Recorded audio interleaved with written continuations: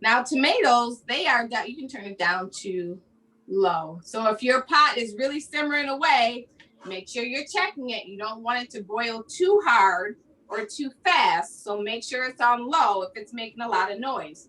See, I use my hearing. That's one of the senses I use. Miss Rita, how are you doing over there? I'm trying to keep up with you. I'm a little behind.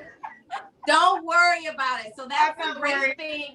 That's the great thing about this meal is that even if you're not in step with me, don't worry about it because I'm going to allow you to be as creative as you want to in your own time.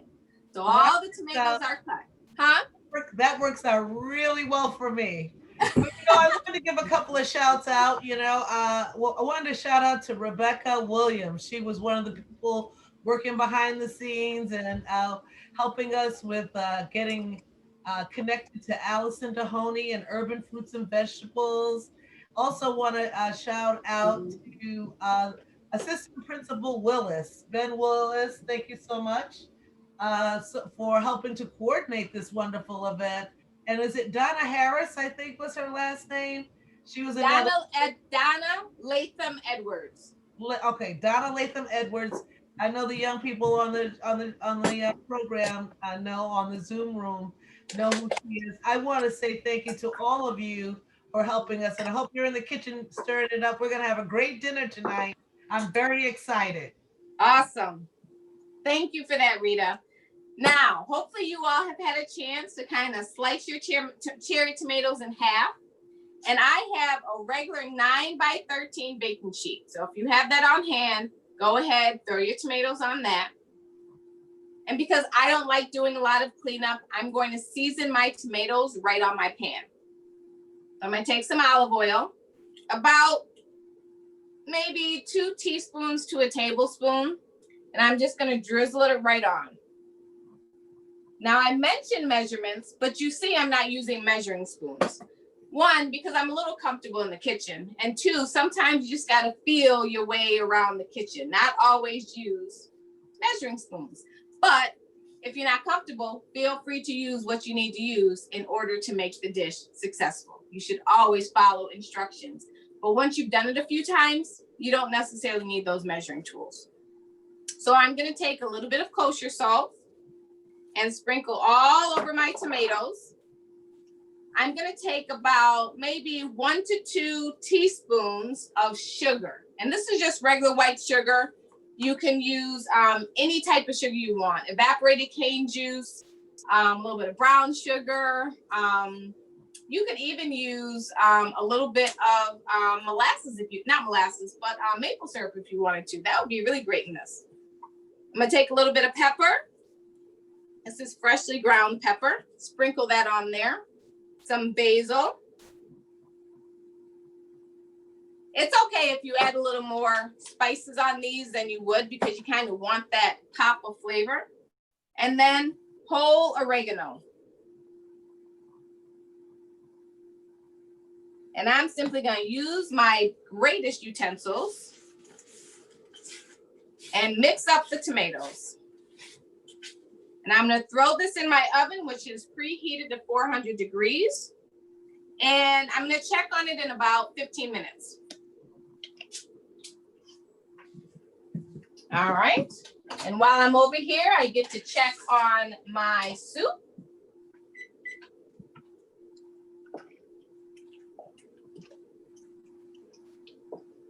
And it's cooking along. The apple, I want to go until the apples are nice and soft and a little translucent. If at this point you find that you need a little more water because your apples are not covered, you certainly can do that. But that heat from the squash and that little bit of liquid that you did add should definitely be enough. You don't want to add too much liquid because when you actually puree this or mash it together, you are still going to be adding more liquid to it. All right, that looks wonderful. And it smells good. I can smell just a hint of the curry. You don't want the curry to overpower the dish because it certainly can. One thing about curry powder, when you cook with it, when you initially taste things, it's going to seem as though you didn't add any curry. But what happens is curry, the flavor of curry strengthens or gets stronger over time. So today it may not taste like a lot of curry, but tomorrow, if you put too much in, you'll know.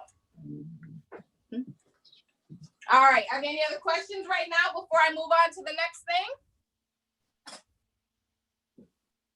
Yes, there are questions in the chat. Okay, I'm ready. There's questions about the tomatoes. What did you put on the tomatoes again? What temperature for the tomatoes? How long for the tomatoes? Perfect. Temperature for the tomatoes, 400 degrees. What did I put on the tomatoes? I put about 1 tablespoon of olive oil. I put about 1 to 2 teaspoons of salt. I put about 2 to 3 teaspoons of sugar, white sugar. And then I sprinkled on some pepper, maybe about a pinch of pepper. And then I sprinkled on basil to cover the whole pan and some oregano. And then I mixed it up with my hands and I put it in the 400-degree oven for 15 minutes. And did you say that maple syrup could be substituted for the sugar? You can definitely use the maple syrup. Just make sure you add a touch more olive oil so that maple syrup doesn't get too hard on the pan. Okay. But yeah, that's perfectly fine. Thank you. And even if you don't have a sweetener or if you're trying to stay away from sweeteners, something else that you could put on the tomatoes is something like balsamic vinegar or red wine vinegar.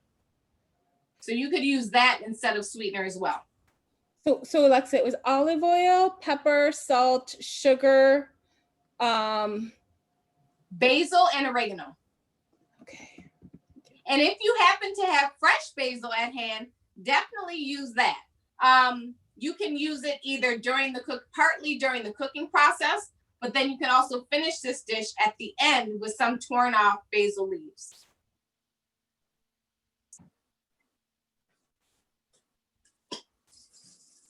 Home ec teachers, how are the kids doing?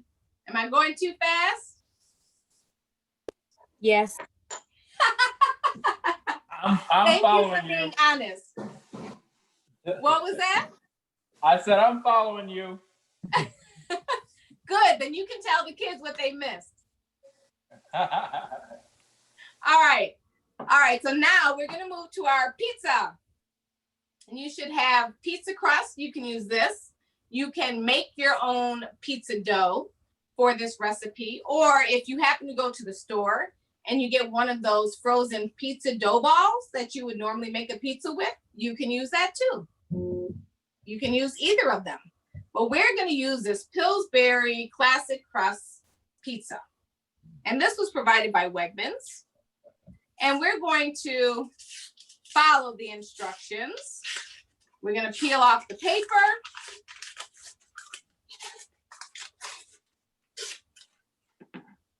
And then before I pop it, I'm going to either use, I have spray oil that you can use. This is Topps olive oil spray. Or you can use your olive oil and drizzle it right on your pan. Can you turn that soup down? And then use your wonderful utensils and spread it around in the pan. Make sure you get the bottom and the sides.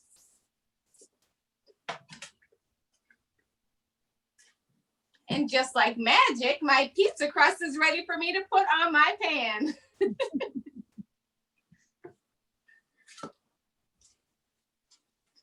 All right.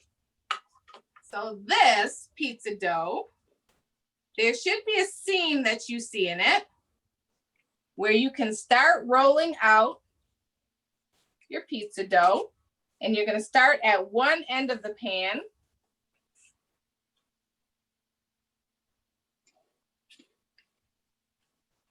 And just make sure it completely goes the length of your 9 by 13 pan.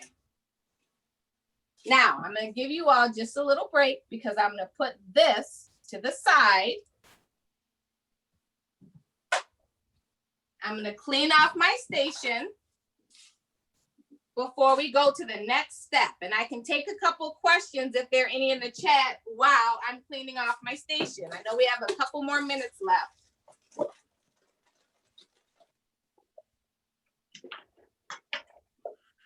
We don't have any new questions coming in right now, Chef. But They must be working hard then, they're Randy. working hard. They're trying to keep up with you. So I think this break will be helpful. So there's a question on the tomatoes. The temp was 400. The amount of time. How long for the tomatoes? 15 minutes. 15 minutes. Great. Yep. And Chef, you have about 18 minutes to go. So you're good. Okay. You're I great. think we're okay. We should be good. The worst case is that the focaccia will still be in the oven, just waiting for us to finish it off. Sounds good to me. All right. We're excited about it over here. We can maybe I'm get glad. maybe get some claps or something in the reactions by the class. If anybody's having a good time, put your thumbs up in your reactions on your Zoom. All right. So if you recall, at the beginning of the class, we left over 1/2 of an onion. We're going to use that for the topping for our focaccia. Now, if you don't like onion, that's okay. Don't worry about it. We can substitute, use something else. But I'm just going to simply take this onion and I'm going to make thin slices, as thin as I can, of the onion. And I'm going to cut it across the grain, not with the grain, across. So I'm just going to make nice, thin slices. What am I supposed to do with the apple? The apple goes in your soup. So you're supposed to make sure you have nice, small, nice chunks, bits of your apple. And if you already have your soup simmering on your stove, go ahead and add that onion in. Add that apple in. Okay?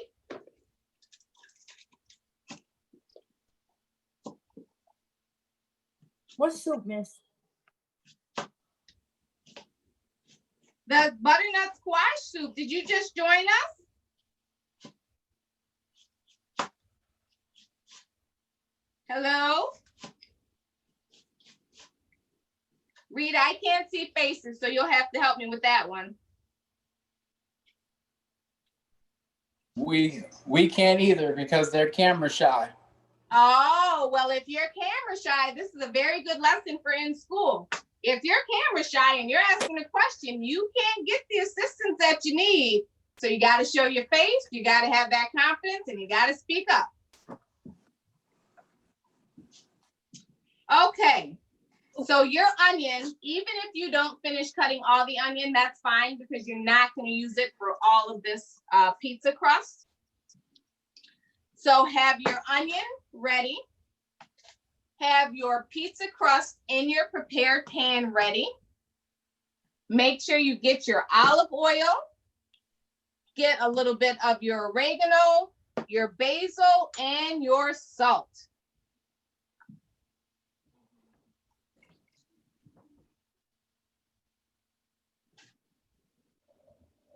All right, now I'm going to take some of my olive oil and I'm going to kind of drizzle it. I'm not pouring it in one spot, but in a very thin stream, I'm going to pour it over my pizza crust. Take some skill and some patience. And it doesn't have to go over the whole thing. Want it just, because again, we're going to use these wonderful little utensils that we have. Cover the pizza crust with the olive oil. And then I'm going to use my 3 digits. I'm going to make some dimples. This should be fun for everybody. You get to play with your food. Just make a couple dimples right within your pizza crust. Now, this is one of the signature characteristics of focaccia. Actually having these pools of oil in the bread as it bakes to get that nice crisp top, chewy and crisp top and bottom. The next thing I'm going to do is I'm going to take my onion and I'm just going to sparingly sprinkle it right on top. The other way you could do this is caramelizing your onion. Caramelizing means you're actually cooking your onion right on the stove until it almost comes to a browning point, but not burnt, but very specifically a browning point. But we're using fresh onions because I think that's going to taste really good. Then I'm going to take a little bit of my salt, a pinch, and I'm going to sprinkle it over my entire crust. And if you miss the spot, don't add too much. Just add a little more. Then I'll take a little bit of basil. This, I'm just going to take with my finger and sprinkle it around. If you have any Parmesan cheese at home, or even a little bit of mozzarella, you can very sparingly sprinkle some on. And now I have oregano, again, just a little sprinkle, not a lot. And this is what we're going to be putting in the oven. It doesn't look like much, but it's going to taste good. All right, and the directions say that we're putting this in our 400-degree oven for about maybe 15 to 20 minutes.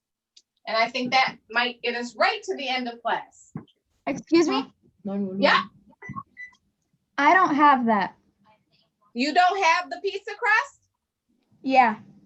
Okay, I can have Mr. Willis or Mr. Moses send you a recipe to make some on your own. Would you like that? Sure.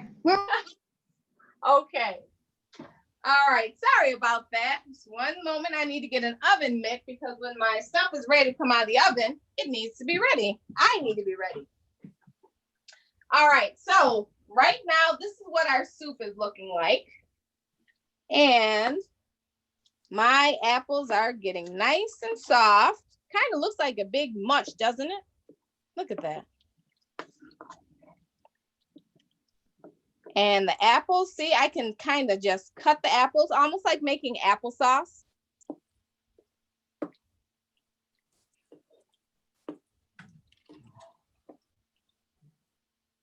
All right. We're gonna let that go for a couple more minutes. I'm gonna let you look at the tomatoes. So, Chef, I was wondering if you don't have a mixer like the one that you showed us earlier, a little hand blender, can you use a hand mixer like you make cakes with for your soup later?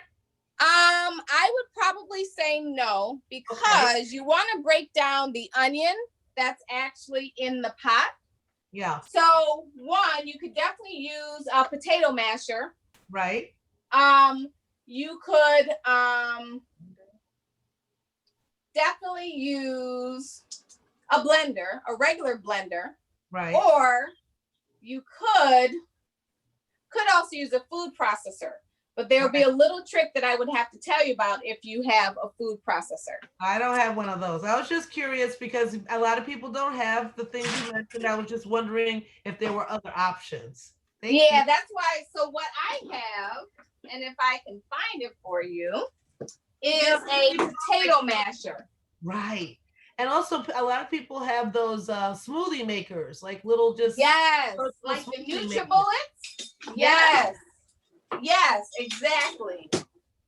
So this, like something like this, you would have to obviously make sure your soup is not too hot prior to using it because you don't want to burn yourself and you don't want to burn your machine. Another thing to mention about those bullet blenders, if you're blending something hot, it will increase pressure in there too. So be very careful opening it after you've blended. And there is our technical person. Thank you so much, Keith. So yes, so if you are using something other than a hand blender, you do not want to blend this right away. You want it to cool down a little bit because it's going to be way too hot, okay? And this would be a potato masher. Your onions are going to be soft enough so that they can break up with it. So I could just go right in my pot and start mashing up. and making sure I get those onions mashed up as well. So that's Chocolate. yeah. For those of us that are a little behind you on the soup, Yeah. can somebody put in the chat how long we're supposed to cook it for on the stovetop? Yes. So you want to cook it for about 20 to 30 minutes. And that should actually be right within, you received some directions. So also refer to the directions that were emailed to you.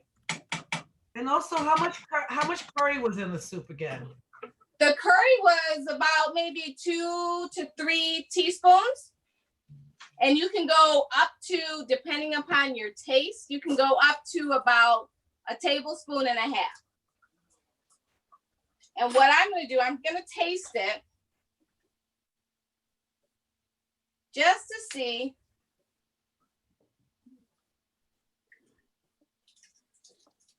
So I get a little bit of heat from the curry, just a little, not a lot. It's more of a flavorful heat, like spices. And I can taste the butternut squash and I can taste the apple.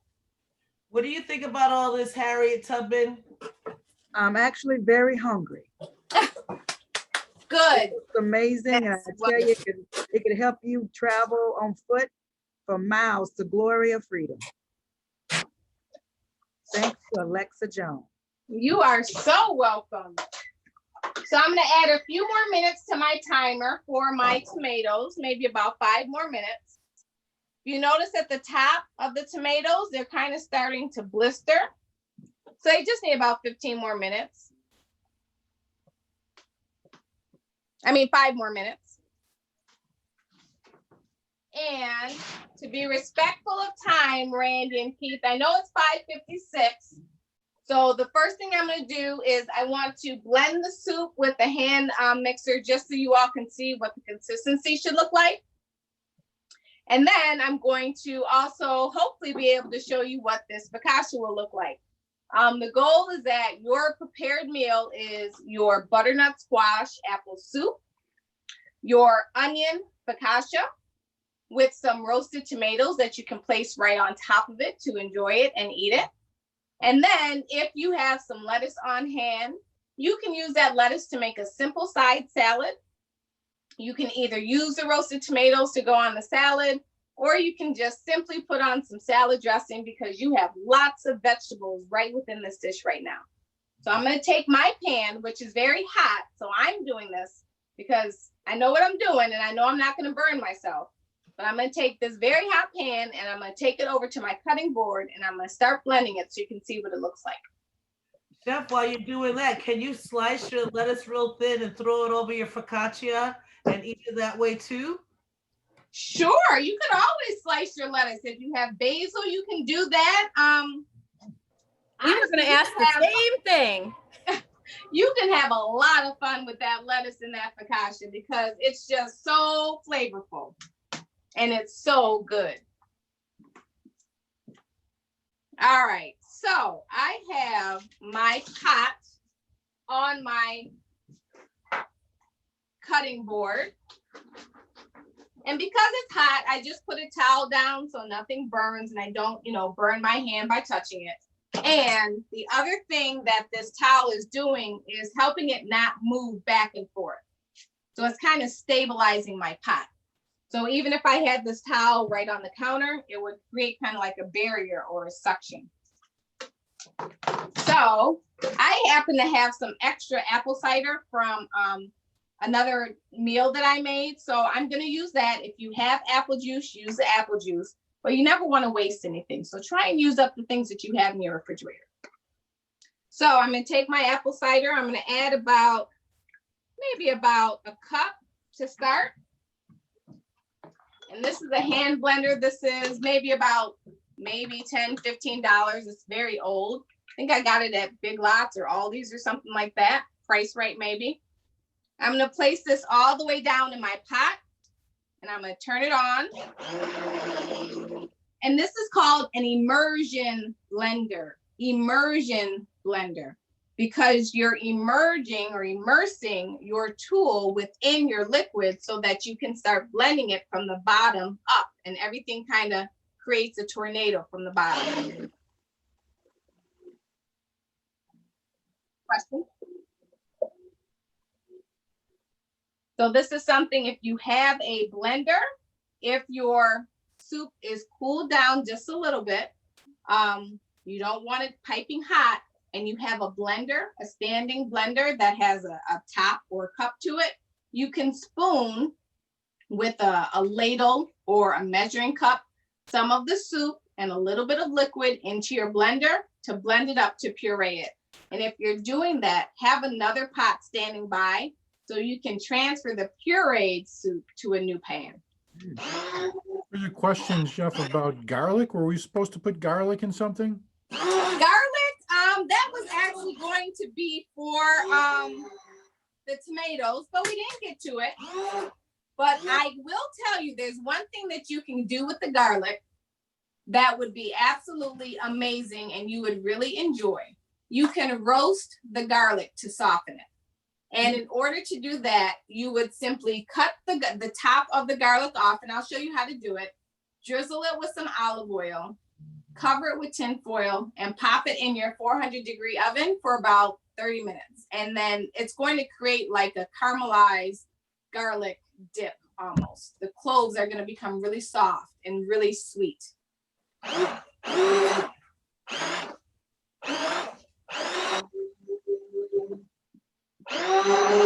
All right, now, the one thing about pureed soups is that there is, some people like very pureed, smooth soups. Some people like chunky, hearty, something to chew on type of soups. Can you turn off the timer, please? So with that, this part is really up to your taste and how you would like to, you know, taste your soup. If you want it nice and smooth, then you want to add a little more liquid, and you want to make sure that you continue to puree it. If you like it chunky or you like it full, then this is the type of consistency that you would like.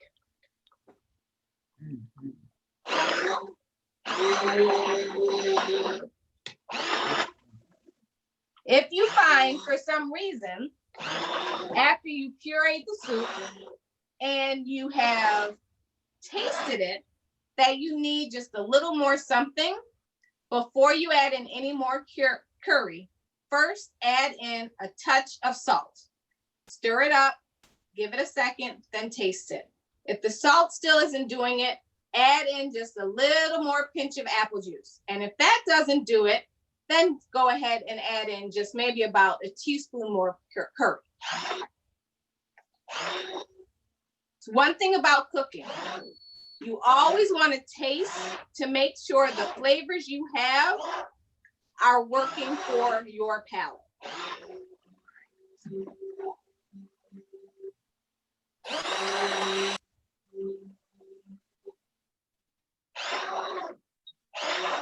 It's right about 6 o'clock. All right, I'm going to set that to the side. I'm going to check my tomatoes and I'm going to check my focaccia.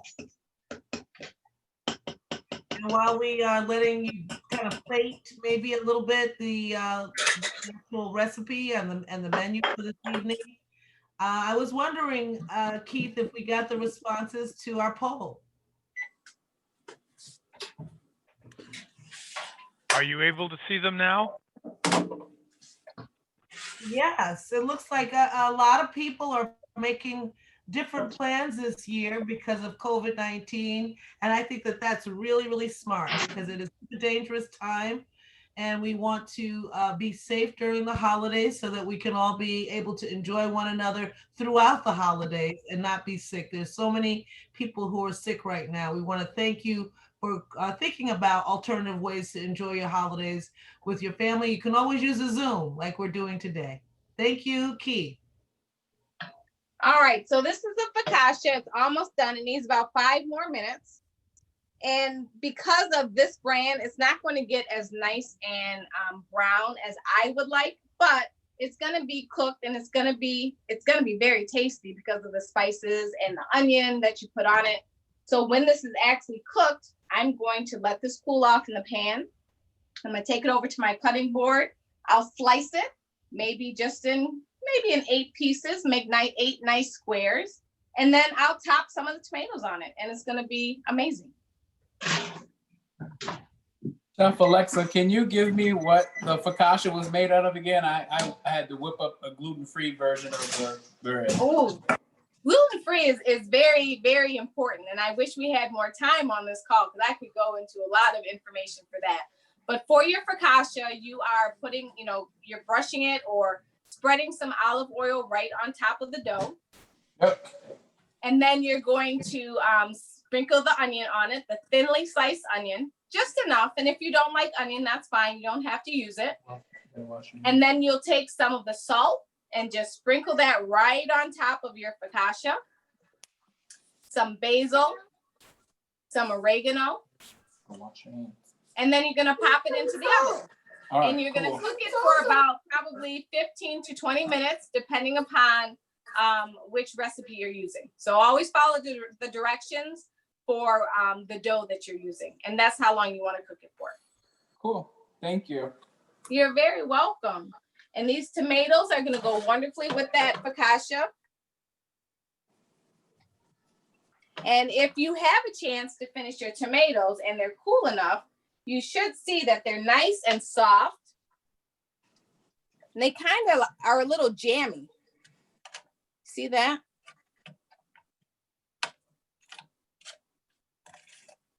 And that is going to be a perfect complement to your focaccia. All right, the time is now 6:05. So our dish is not completely done. It's only been an hour, but honestly, I think it's about 95% done.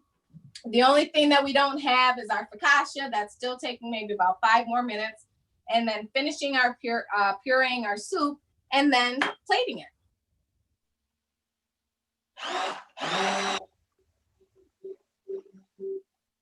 Steph, we're just so happy to have you with us today. I know, Randy, you want to take it away and talk a little bit about how people will be invited back to the next class. Of course, we won't be able to provide the groceries like we did last time, or this time, but we certainly hope people will stay involved and learn how to cook healthy for life. Randy? Absolutely. We are always very happy to have folks join us for our activities that AARP brings to communities. We are thrilled to be working with Chef Alexa Joan, with Miss Rita Hubbard Robinson, and tonight with Harriet Tubman and all these wonderful students. Last week, everybody was listening and taking notes. This week, it is so nice to see everybody working in their kitchens. This was a great event. Can we have a nice virtual round of applause for Chef Alexa Joan? All right. Folks, thank you so much for joining us. And please keep an eye on aarp.org/NY. Check us out on Facebook and Instagram, and you'll find out about all the great activities and events that we do in Western New York. Thank you, folks. Enjoy your meal. Thank you very much. Yay! Thank you, everybody. All right, so thank you. See you in class tomorrow, kids.